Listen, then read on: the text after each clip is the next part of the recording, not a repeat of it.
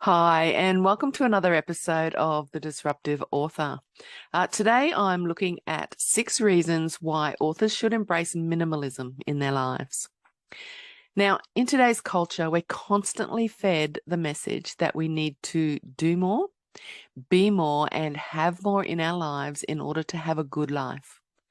More electronics, bigger homes, newer cars, more clothes, more books, more recognition, more money, more followers, and the list goes on. We're led to believe that doing more, being more, and having more will lead to happier and more fulfilled lives. And if you make a conscious decision to go against that norm, some people even look at you strangely or wonder if there's something wrong with you for not going along. But the truth is, those who've embraced minimalism and learned to live and work with less all say they're happier, more content, and living more meaningful lives. And that's just the beginning. The idea of embracing minimalism is really attractive to me, and I know a lot of writers crave minimalism, so I thought I would explore the concept today and see whether it was something that would work for our Authorpreneur community. Now, less stress is by far the top reported benefit of minimalist living, so it's worth mentioning first.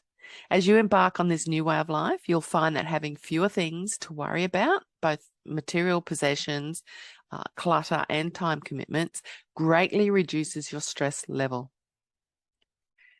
Minimalism is about embracing a simple life and learning to live with only the things you need. So naturally, there's going to be a lot less clutter in your environment.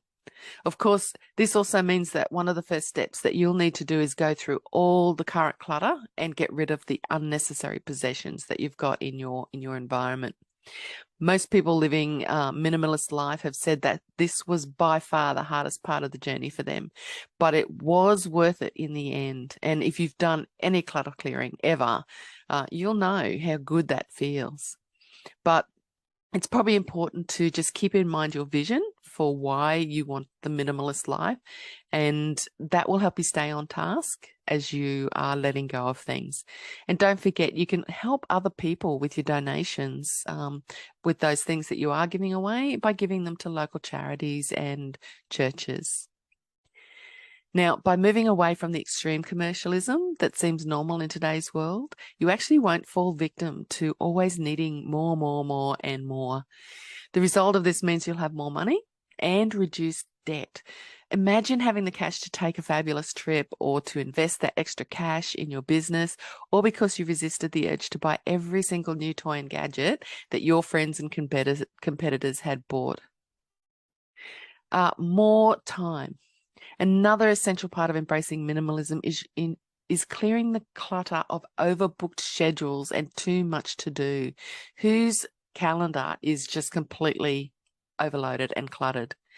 Now, turning down things that you don't enjoy or you don't feel like you really want to do, you might be obligated. That means that will free up your time for you, and it'll give you the freedom to do with your time the things that mean the most to you.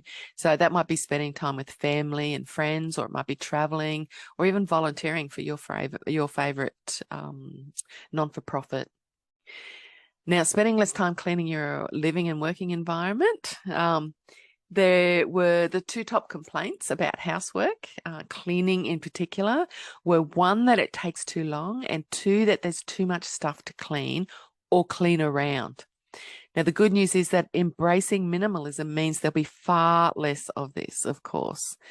It'll take less of your time to clean and organize your home and office because you won't have so much stuff to worry about. And finally, you'll set a good example for your kids by walking down this path.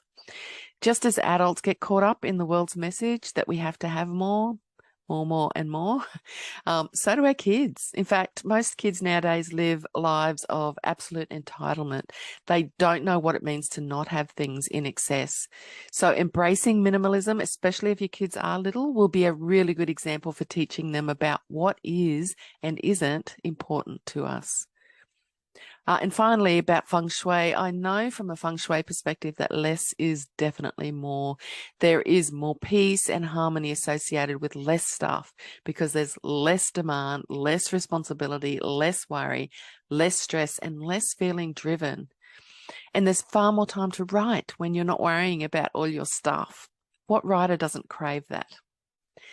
Now, as with any major life change, I recommend you don't tackle minimizing your life all at once.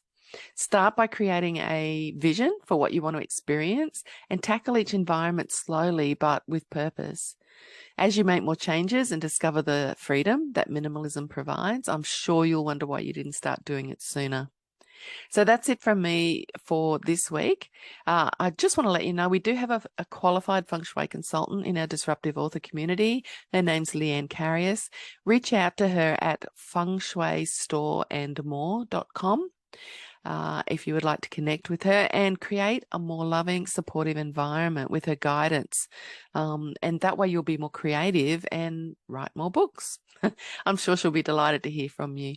And if you'd like to find out more about our Authorpreneurs Bootcamp, where we teach you everything that you need to know about writing, publishing, and marketing your book, go to disruptivepublishing.com.au/join the club, or follow the link at the bottom for a free information call, and we can talk about the best way forward for you as an author.